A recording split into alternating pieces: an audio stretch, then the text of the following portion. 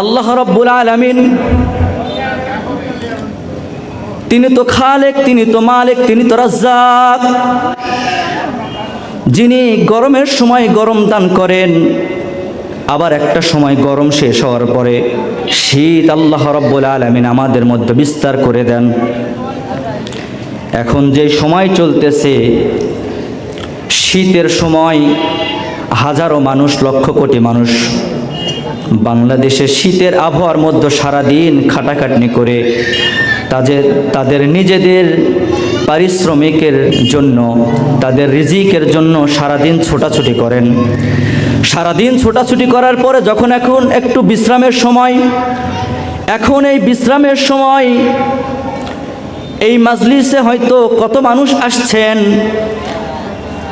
যে সারাদিন পরিশ্রম করছেন, একটু বিশ্রাম নেবেন, কিন্তু তারা বিশ্রামের কথা না চিন্তা করে এই শীতের সময় আল্লাহ তাআলার নিয়ামত, গরম যে এরকম একটা নিয়ামত, শীত একটা নিয়ামত, এই শীতের মধ্যে সারাদিন পরিশ্রম করার পরে তারা লেপ কিংবা কম্বলের ভিতরে না গিয়ে কোরআনুল কারীম শোনার জন্য, আল্লাহ তাআলার বাণী শোনার জন্য মাজলিসে আসার জন্য চেষ্টা করেছেন। যে আল্লাহ তাআলা আমাদেরকে সুস্থ রেখেছেন এবং সুস্থ রেখে আল্লাহ তাআলা আমাদেরকে এই মাজলিসে আসার এবং বসার তৌফিক দান করলেন, সে আল্লাহ তাআলা কত বড় আল্লাহ, আমাদের কত বড় এক খালেক, সৃষ্টিকর্তাওয়ালা মাওলা। আল্লাহ রাব্বুল আলামিন কোরআনুল কারীমের ভিতরে কত সুন্দর করে জানায় দিচ্ছেন কোরআন সম্পর্কে, যে আল্লাহ তাআলা আমাদেরকে কোরআন দান করেছেন আমাদের জীবনের গাইডলাইন হিসেবে। প্রত্যেকটা জিনিসের একটা সূচিপত্র থাকে, প্রতিটা জিনিসের একটা নিয়ম কানুন থাকে, নিয়ম নীতি থাকে।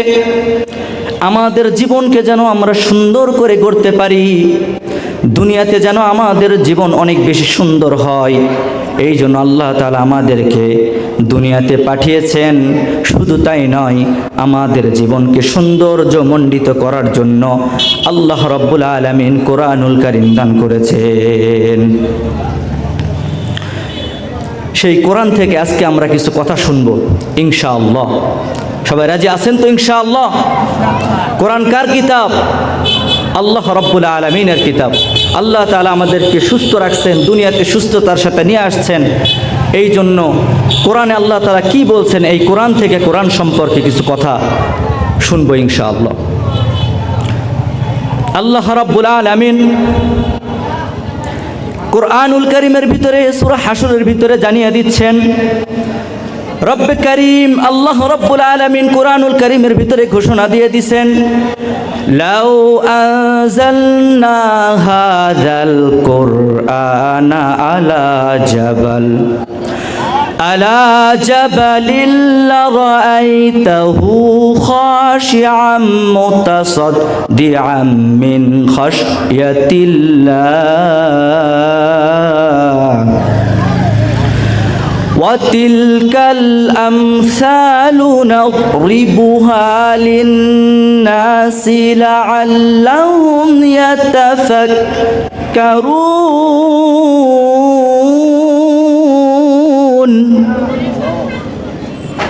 আল্লাহ তাআলা বলে দিচ্ছেন, আমি তো তোমাদেরকে বান্দা দুনিয়ার মধ্যে কোরআনুল কারীমকে দান করলাম, কোরআনকে তোমাদের জীবনে এক নিয়ম নীতি সূচিপত্র হিসেবে তোমাদের মাঝে নাজিল করলাম। যদি এই কোরআনকে তোমরা সুন্দরভাবে আঁকড়ে ধরতে পারো, কোরআনুল কারীমকে সুন্দরভাবে আঁকড়ে ধরে নিজেকে আমলেওয়ালা বানাইতে পারো, হালালকে হালাল এবং হারামকে হারাম হিসেবে নিজের ভিতরে রাখতে পারো, তাহলে তুমি দুনিয়াতেও সফল কাম, আখিরাতেও সফল কাম হয়ে যাবে। এই জন্য আমাদের কর্তব্য হলো কোরআন সম্পর্কে জ্ঞান রাখা এবং কোরআন অনুযায়ী আমাদের জীবনকে সাজানো। আল্লাহ রাব্বুল আলামিন বলে দিচ্ছেন কোরআনুল কারীমের ভিতরে, আমি যদি এই কোরআনুল কারীমকে কোনো পাহাড়ের উপরে রাখতাম, যদি কোনো পাহাড়কে দায়িত্ব দিতাম যে এই কোরআনুল কারীমের ভার তোমাকে বহন করতে হবে, সেই পাহাড় ভয়ে কম্পিত হয়ে যেত এবং ভয়ের কারণে আল্লাহ তাআলার এই আদেশ পালন করার কারণে সে থরথর করে কাঁপতে থাকতো এবং পাহাড় চূর্ণ বিচূর্ণ হয়ে খণ্ড বিখণ্ড হয়ে যেত। কোরআনুল কারীম এত ভারী বস্তু, এত এক ভারী জিনিস। দুনিয়াতে পাহাড়কে রাখা হয়েছে যে 3 ভাগ জল এবং 1 ভাগ স্থল। জমিন যেন পানির উপরে টলমল না করে ভাসতে থাকে, কোনো নড়াচড়া না করে। এই জন্য পেরেক হিসেবে, লোহা হিসেবে আল্লাহ রাব্বুল আলামিন পাহাড়কে স্থাপন করেছেন জমিনের মধ্যে, যেন জমিন নড়াচড়া না করে।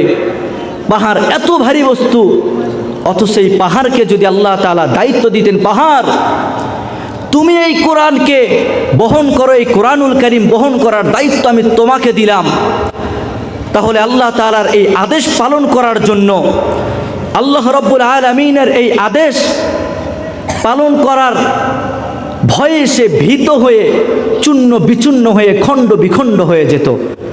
অথচ এত ভারী বস্তুকে আমরা মানুষ গ্রহণ করেছি। হাজারো লক্ষ কোটি হাফেজ দুনিয়াতে তৈরি হইতেছে। হাজারো লক্ষ কোটি হাফেজ কোরআন নাজিল হওয়ার পর থেকে তারা দুনিয়া থেকে চলে গেছে। এখন দুনিয়াতে অনেক হাফেজ আছেন, কিয়ামত পর্যন্ত কোরআন থাকবে, আল্লাহ তাআলার ওয়াদা। এই জন্য সব থেকে ভারী বস্তু যে কোরআনুল কারীম, এই কোরআনুল কারীম আমরা মানুষ গ্রহণ করেছি, অথচ পাহাড় এই কোরআনুল কারীমকে গ্রহণ করার জন্য সাহস পায়নি। দেখেন কোরআন যে সত্য, আল্লাহ রাব্বুল আলামিন কোরআনুল কারীমের ভিতরে ওয়াদা করেছেন। কোরআনুল কারীম আসার পূর্বে আসমানি গ্রন্থ ছিল 104টা। কোরআনুল কারীম সহ 104টি কিতাবের মধ্যে 4টি কিতাব হলো বড় এবং 100টি কিতাব হলো ছোট। আল্লাহ রাব্বুল আলামিন কোরআনুল কারীমের ভিতরে এমন 2টি আয়াত বলে দিয়েছেন, যেই কোরআনুল কারীমের পূর্বে 103টি কিতাব যে আসমানি গ্রন্থ ছিল, এই পূর্বের 100 আসমানি গ্রন্থ, 103টি আসমানি গ্রন্থের ভিতরে আল্লাহ রাব্বুল আলামিন এই 2টি আয়াতকে দেন নাই। অথচ উম্মতে মুহাম্মাদি, আমরা উম্মতে মুহাম্মাদির উপরে রাসূল আকরাম সাল্লাল্লাহু আলাইহি ওয়াসাল্লামের উপরে নাজিল করেছেন আল্লাহ তাআলা এই কোরআনুল কারীমকে। কোরআনুল কারীমের ভিতরে এমন 2টি আয়াত আল্লাহ তাআলা বলে দিয়েছেন, এই 2টি আয়াত পূর্বের 103টি কিতাবের ভিতরে আল্লাহ তাআলা বলেন নাই। আল্লাহ রাব্বুল আলামিন কত সুন্দর করে কোরআনুল কারীমের ভিতরে বলে দিচ্ছেন, ইন্না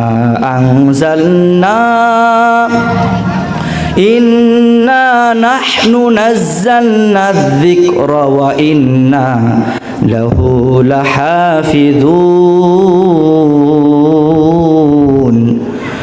এ বান্দা, কোরআনুল কারীম আমি যে অবতীর্ণ করলাম, এই কোরআনুল কারীম তোমাদের মধ্যে দান করেছি।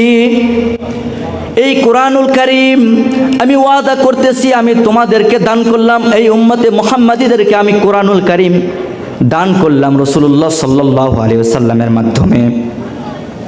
এই কোরআনুল কারীম সংরক্ষণ করার দায়িত্ব আমি নিলাম। দুনিয়াতে অনেক কোরআন বিদ্বেষী মানুষ আসবে, যারা কোরআনকে ধ্বংস করে দেওয়ার জন্য চেষ্টা করবে, কিন্তু আমি রব আল্লাহ রাব্বুল আলামিন ওয়াদা করতেছি, কথা দিতেছি, এই কোরআনকে আমি যেই রকম নাজিল করেছি, রসুলকে আমি যেই রকম কোরআন দান করেছি, ঠিক তেমনইভাবে ওয়াদা করতেছি। আল্লাহ তাআলা বলতেছেন, এই কোরআনকে সংরক্ষণ করার দায়িত্ব আমি আল্লাহ তাআলা নিয়ে নিলাম। আল্লাহ তাআলা কোরআন নাজিল করেছেন, সাথে সাথে রব বলে দিচ্ছেন যে এই কোরআন আমি নাজিল করেছি এবং এই কোরআনকে আমি সংরক্ষণ করব, হেফাজত করার দায়িত্ব আমার। দুনিয়াতে অনেক কোরআন বিদ্বেষী মানুষ আসবে, অনেক কোরআন বিদ্বেষী ধর্ম আসবে, যারা কোরআনকে ধ্বংস করে দেওয়ার জন্য চেষ্টা করবে, যারা কোরআনুল কারীমকে দুনিয়ার বুক থেকে মুছে দেওয়ার জন্য চেষ্টা করবে, তারা পারবে না। একটাই কারণ, এই কোরআনুল কারীম সংরক্ষণ করার দায়িত্ব কে নিয়েছেন? আল্লাহ রাব্বুল আলামিন নিজেই এই কোরআনুল কারীমকে সংরক্ষণ করার দায়িত্ব নিয়েছেন। এই হলো 1 নম্বর আয়াত, যেটা পূর্বের 103টি কিতাবের ভিতরে আল্লাহ তাআলা বলেন নাই, শুধুমাত্র কোরআন। দ্বিতীয় একটি আয়াত বলেছেন, আল ইয়াউমা আকমালতু লাকুম দীনাকুম ওয়া আতমামতু আলাইকুম নি'মাতি ওয়া রাদিতু লাকুমুল ইসলাম দীনা। আমি তোমাদের জন্য তোমাদের ধর্মকে, তোমাদের জন্য তোমাদের দ্বীন ইসলামকে পরিপূর্ণ করে দিলাম। অতীতে যত ধর্ম এবং যত কিতাব এসেছে সব কিছু ধ্বংস হয়ে গেছে, কিন্তু আমি রব তোমাদেরকে এমন এক কিতাব দান করতেছি, কোরআনুল কারীম। এই কোরআনুল কারীম কিয়ামতের আগ পর্যন্ত কোনো সময় ধ্বংস হবে না।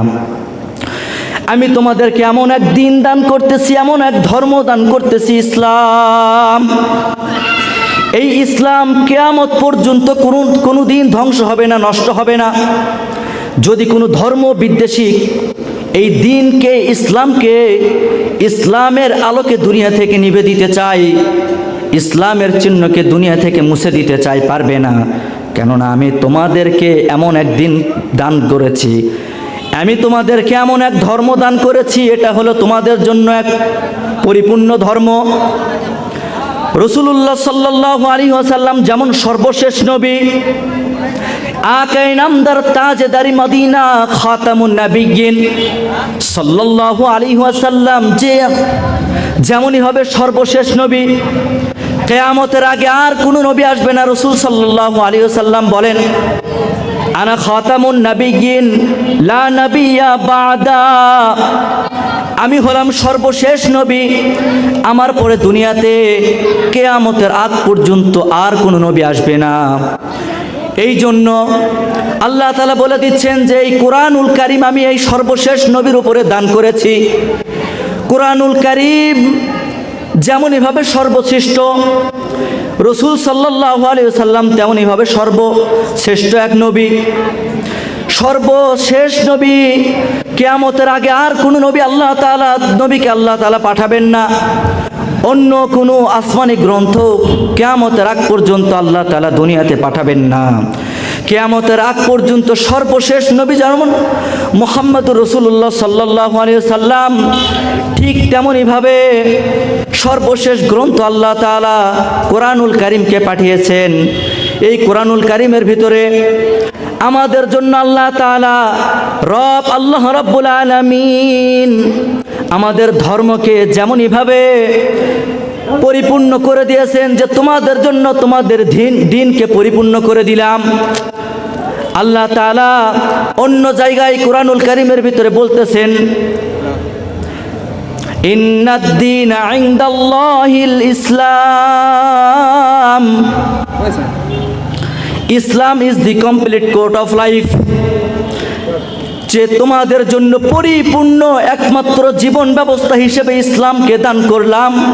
এই ইসলামের মধ্যে তোমাদের জন্য গ্রহণযোগ্যতা আছে। এই ইসলামের ধর্মগ্রন্থ হলো আল কোরআন। এই জন্য আমাদের কর্তব্য হলো, আমরা মুসলমান ধর্মের মানুষ, ইসলাম আমাদের ধর্ম, কোরআন আমাদের গাইডলাইন, বুক, সূচিপত্র, এই অনুযায়ী আমাদের জীবনকে গড়া। কোরআনুল কারীম কত দামি! কোরআনুল কারীম যে শেখে, কোরআনুল কারীম যে পড়ে তার সম্মান বেড়ে যায়। কোরআনুল কারীমের সাথে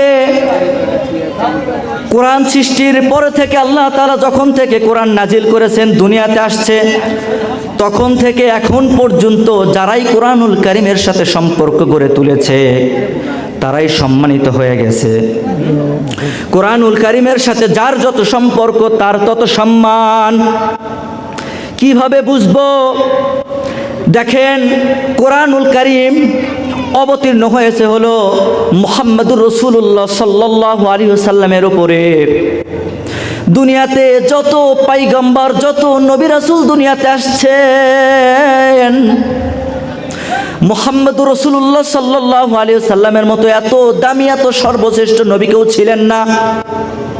শুধুমাত্র নবী মুহাম্মদুর রাসূলুল্লাহ পয়গম্বর সাল্লাল্লাহু আলাইহি সাল্লামের এত মর্যাদা, এত সম্মানের একটাই কারণ, কোরআন তার উপর নাজিল হয়েছে।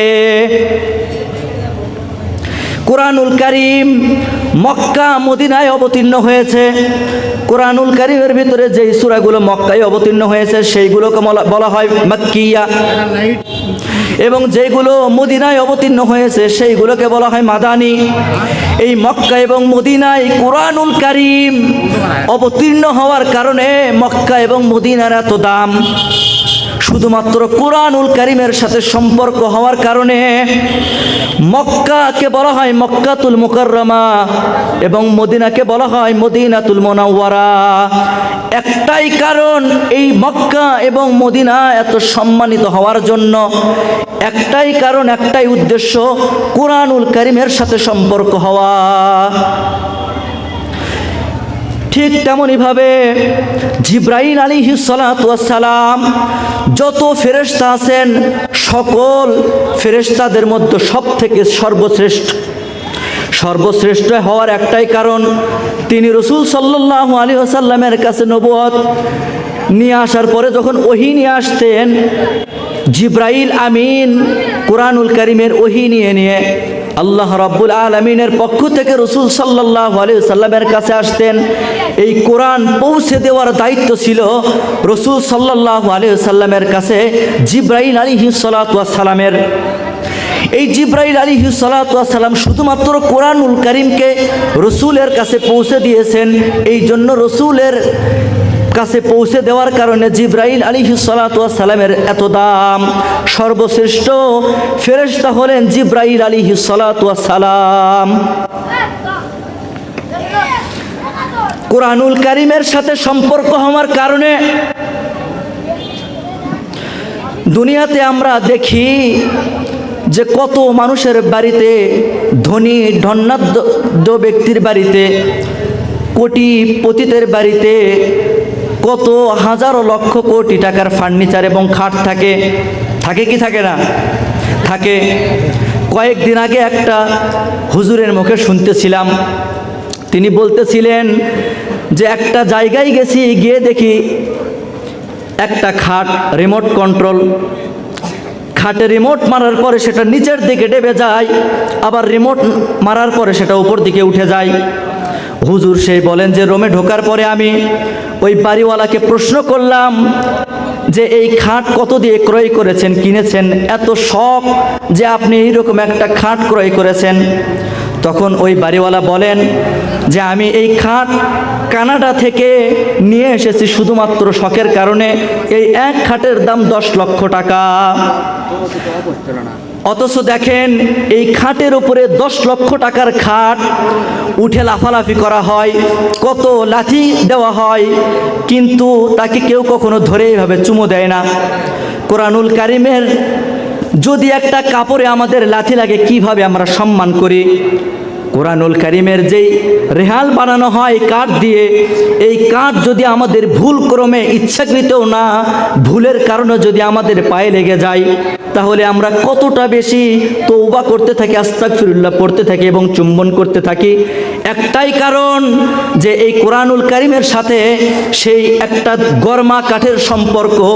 এই জন্য কোরআনুল কারীমের সাথে যার সম্পর্ক, এই একটা গরমা কাঠ রেহালের সম্মান বেড়ে যায়, একটা মাত্র কারণ এই কোরআনুল কারীমের সাথে সম্পর্ক। অথচ ওই খাটে কেউ চুমো দেয় না, কারণ কি? সেটা সম্মানিত হয়নি। ঠিক তেমনইভাবে কোরআনুল কারীমের যে একটা গেলাপ বানানো হয় 20 থেকে 25 টাকা গজের একটা কাপড় হয়তো, কিন্তু কোটিপতির ছেলে মেয়েরা যেই কাপড় পরিধান করে, এমনও ঈদের ভিতরে একটা ড্রেস নেয়, এক সেট কাপড় নেয় 15-20 হাজার টাকা দিয়ে। সেই কাপড় পায়ের কাছে লাথি খায়, কেউ কখনো চুম্বন করে না, কেউ কখনো চুমু দেয় না, কখনো সম্মান করে না। কিন্তু কোরআনুল কারীমের সাথে সম্পর্ক হওয়ার কারণে 20 টাকা 25 টাকা গজের একটা কাপড় এত সম্মানিত হয়ে যায় যে সেটা পায়ে লাগার সাথে সাথে মানুষ চুমু দেয়। ঠিক না? এই জন্য দুনিয়াতে যারা কোরআনের হাফেজ, যাদের সিনার ভিতরে কোরআনুল কারীম আছে, কোরআনুল কারীম যারা শিখে কোরআনের হাফেজ হয় তারা কি পরিমাণ দামি, তারা কি পরিমাণ সম্মানিত। আল্লাহ তাআলা, আমি একটি হাদিস তেলাওয়াত করেছি আব্দুল্লাহ ইবনে আমর রাদিয়াল্লাহু তাআলা আনহু থেকে বর্ণিত, আবু দাউদ শরীফের 1464 নম্বর হাদিস। রাসূল সাল্লাল্লাহু আলাইহি ওয়াসাল্লাম বলেন, ইকরা ওয়ারতাকি ওয়ারাত্তিল কামা কুনতা তুরাত্তিলু ফিদ দুনিয়া ফাইন্না মানজিলাকা ইনদা আখিরি আয়াতিন তাকরাউহা। দুনিয়াতে আমরা বাড়ি গাড়ি করার জন্য ব্যস্ত হয়ে পড়েছি।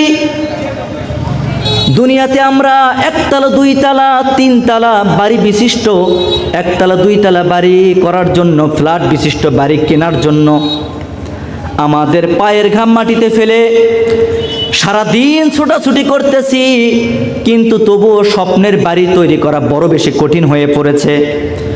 কিন্তু হাফেজে কোরআন, যার সিনার ভিতরে কোরআনুল কারীম থাকে, যখন সে মালিকের কাছে পৌঁছবে কোরআনুল কারীমের একটা একটা করে আয়াত পড়বে, একটা একটা করে আয়াত পড়ার কারণে সে আল্লাহ রাব্বুল আলামিনের আদেশে কোরআনুল কারীমের আয়াত 6236টি আয়াত তেলাওয়াত করবে এবং 2636টি আয়াত বিশিষ্ট বিল্ডিং পেয়ে যাবে। সে একটা একটা করে আয়াত পড়বে এবং একটা একটা করে আল্লাহ তাআলা একটা আয়াতের বদৌলতে এক এক তলা বিশিষ্ট জান্নাত দান করবেন। দুনিয়াতে আমরা একটা দুইতলা তিনতলা ডুপ্লেক্স বাড়ি করার জন্য ব্যস্ত হয়ে পড়েছি, অথচ আল্লাহ তাআলা হাফেজে কোরআনের এত মর্যাদা। দুনিয়াতে হয়তো তাদের সম্মান দেওয়া হয় না, মানুষ তাদেরকে দেখতে পারে না। দুনিয়াতে যারা ইলম শিখে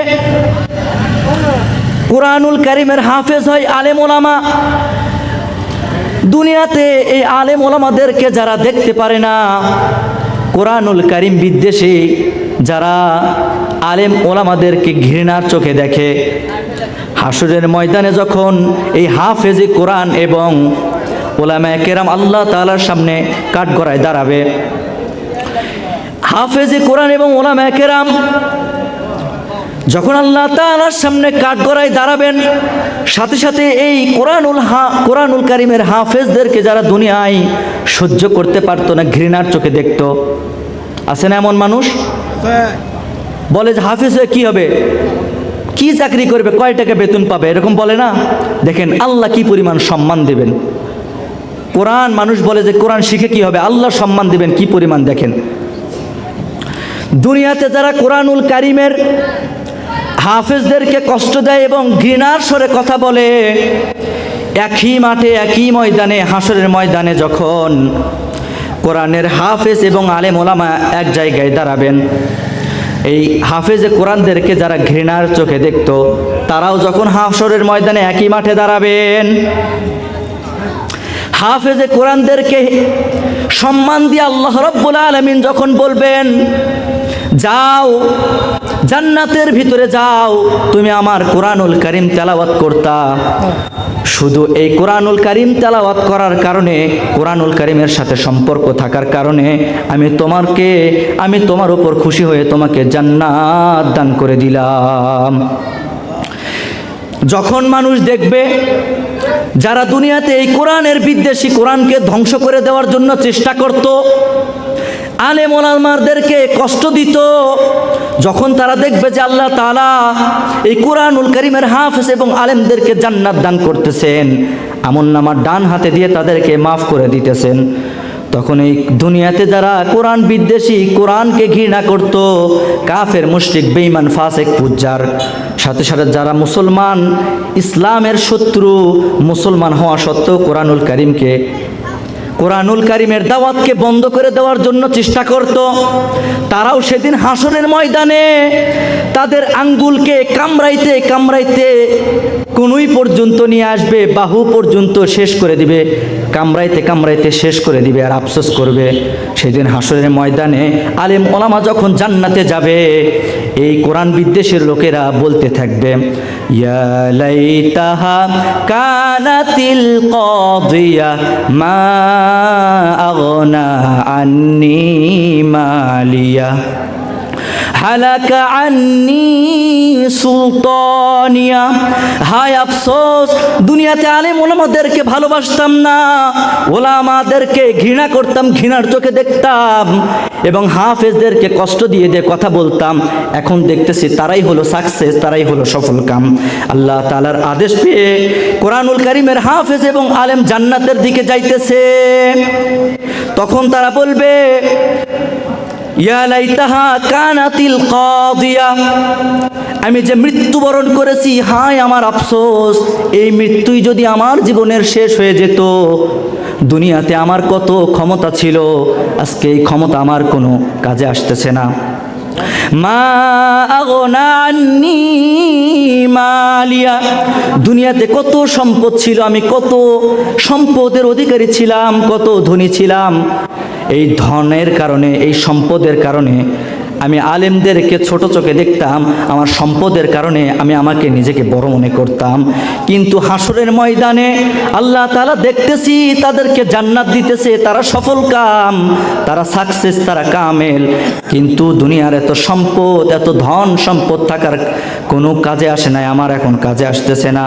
হায় আফসোস, আমার এই দুনিয়ার থেকে আসা এবং মৃত্যুবরণ করা, এটাই যদি আমার জীবনের শেষ হয়ে যেত, তাহলে আমি বড় বেশি খুশি হতাম। সেদিন আফসোস করে বার বলবে, যদি দুনিয়াতে আলেম ওলামাদেরকে ভালোবাসতাম। অথচ এখন মানুষ বোঝে না, আলেমদের বিদ্বেষী কথা বলে, আলেমদেরকে কষ্ট দেয়, কোরআনুল কারীমের হাফেজদেরকে কষ্ট দেয়। কোরআনুল কারীমের যারা হাফেজ হয়, দেখেন পাহাড় কোরআনুল কারীমকে গ্রহণ করে নাই, অথচ 30 পারা কোরআন, একটা নয়, দুইটা নয়, 114টি আয়াত, 6236টি আয়াত এবং 114 সূরা। হাফেজে কোরআন কত কষ্ট করে সেই এই শীতের মধ্যে রাত 3টার সময় উঠে যায় হেফজ করার জন্য। দুনিয়ার মানুষ যখন ঘুমে বিভোর, হাফেজে কোরআনটা হেফজ করার জন্য চেষ্টা করে। শুধুমাত্র দিলের ভিতরে, সিনার ভিতরে আল্লাহ রাব্বুল আলামিনের কোরআনকে ধারণ করার জন্য। সেই শীতের ভিতরে, এখন শীত, ঠান্ডা পানি দিয়ে উজু বানায়া মাদ্রাসায় কোরআন হেফজ করার জন্য কত মেহনত করে বাবা মা ছেড়ে আসে মাদ্রাসায়।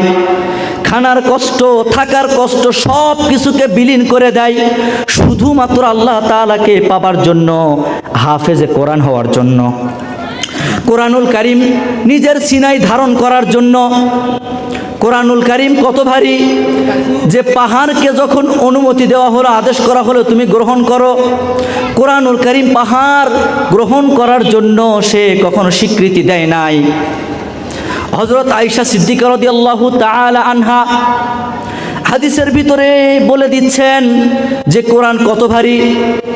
হযরতে আয়েশা সিদ্দিকা রাদিয়াল্লাহু তাআলা আনহা তিনি একটি হাদিসের ভিতরে বলে দিচ্ছেন যে কোরআন এত ভারী, এত কঠিন একটি বস্তু, যে কঠিন শীতের মধ্যে রাসূল সাল্লাল্লাহু আলাইহি ওয়াসাল্লামের উপরে যে সুদীর্ঘ 23 বছর যাবত কোরআনুল কারীম অবতীর্ণ হয়েছে, এই 23 বছরে যতটা শীত আসছে, কনকনে শীত, প্রচণ্ড ঠান্ডা, এই কোরআনুল কারীম এত ভারী, এত কঠিন যে আল্লাহ রাব্বুল আলামিন যখন ফেরেশতা জিবরাইল আলাইহিস সালাতু ওয়াস সালামের মাধ্যমে কোরআনুল কারীম রাসূল আকরাম সাল্লাল্লাহু আলাইহি ওয়াসাল্লামের উপরে অবতীর্ণ করতেন, প্রচণ্ড কনকনে শীতের ভিতরে রাসূল আকরাম সাল্লাল্লাহু আলাইহি ওয়াসাল্লামের উপর যখন কোরআন নাজিল হতো, তখন তার পুরো শরীর থেকে, কপাল মোবারক থেকে কোরআনের ভারীর কারণে, কাঠিন্যতার কারণে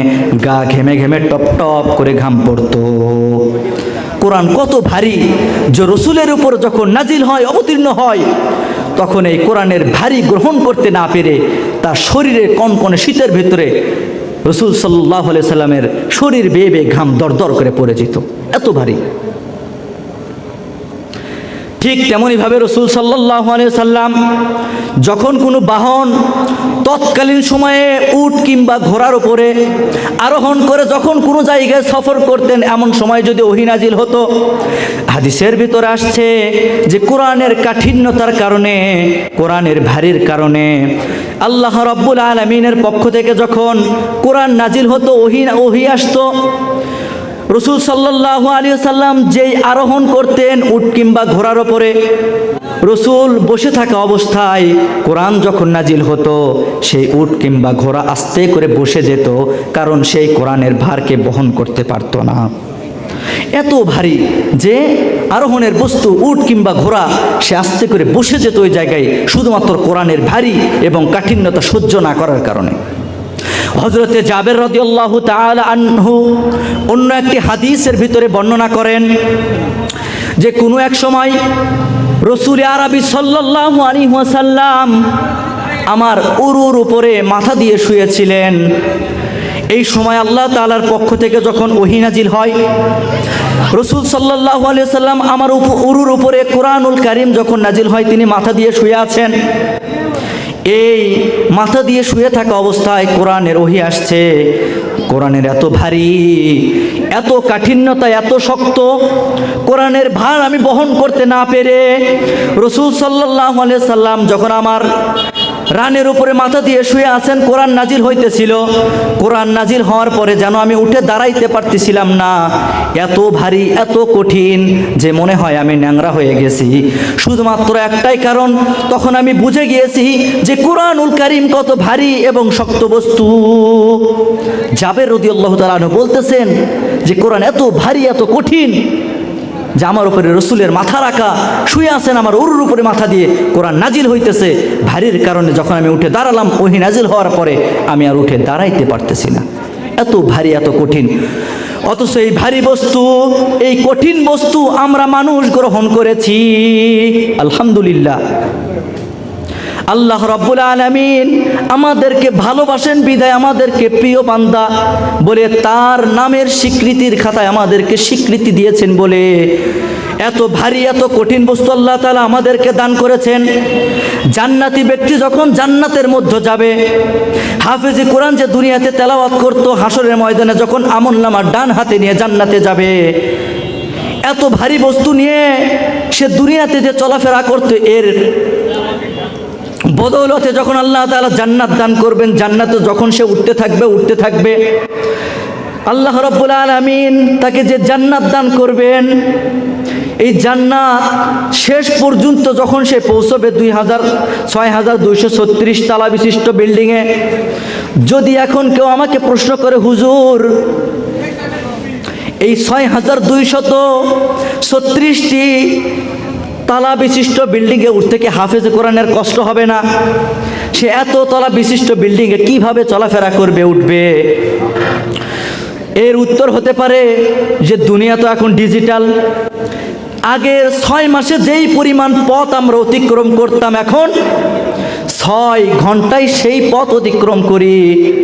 আগে মানুষ ৬ মাস ধরে, ১ বছর ধরে হজে যেত, এখন ৬ ঘন্টায় সেই পথ অতিক্রম করে। তাহলে এখন পথ সহজ হয়ে গেছে দুনিয়াতেই। তাহলে এখানে এখন আমার উত্তর হবে, হাফেজে কোরআনকে আল্লাহ রাব্বুল আলামিন যখন জান্নাত দান করবেন, জান্নাতে যাওয়ার পরে সে জান্নাতে ওঠার ওই বিল্ডিংগুলোতে যখন ওঠার জন্য চেষ্টা করবেন, তাকে কোনো কষ্ট করতে হবে না। আল্লাহ রাব্বুল আলামিন হাফেজে কোরআনকে, ওই জান্নাতি ব্যক্তিকে এমন এক শক্তি দিয়ে দিবেন, তার মন যখনই চাবে এত নম্বর তালা বিশিষ্ট জান্নাতে যাব, এত নম্বর তালা বিশিষ্ট বিল্ডিংয়ে যাব, তার মন চাবে বলার সাথে সাথে সে জান্নাতে উঠে যাবে। সুবহানাল্লাহ। জান্নাত আল্লাহ তাআলা এত সুন্দর করে সাজায় রাখছেন। বলে জান্নাতি ব্যক্তি যদি জান্নাতে যাওয়ার পরে বলে, মালিক আমি তো জান্নাতে আসলাম, এত সুন্দর একটা ভবন, এত সুন্দর একটা জান্নাত আমাকে দান করলেন, আমি কতদিন থাকবো? আল্লাহ রাব্বুল আলামিন জান্নাতি ব্যক্তিকে ডাক দিয়ে বলবেন, হুয়াল আউয়াল ওয়াল আখির ওয়াল যাহির ওয়াল বাতিন। এরে বান্দা, তুমি শুনে রাখো, জেনে রাখো, এই জান্নাতে আমি যতদিন থাকবো তুমিও ততদিন থাকবা। জান্নাত আমি দান করেছি বান্দা তোমাকে, আমি হলো ওয়াহিদ, আমার পরে আর কেউ নাই, আমি একমাত্র আল্লাহ। তুমি আমাকে মানছো, দুনিয়াতে জান্নাতে আসছো, তোমার জান্নাত আমি সাজায় দিয়েছি, তোমাকে জান্নাত দান করেছি বান্দা। তুমি শুনে রাখো, এই জান্নাত তুমি ততদিন থাকবা জান্নাতে, আমি তো যতদিন থাকবো।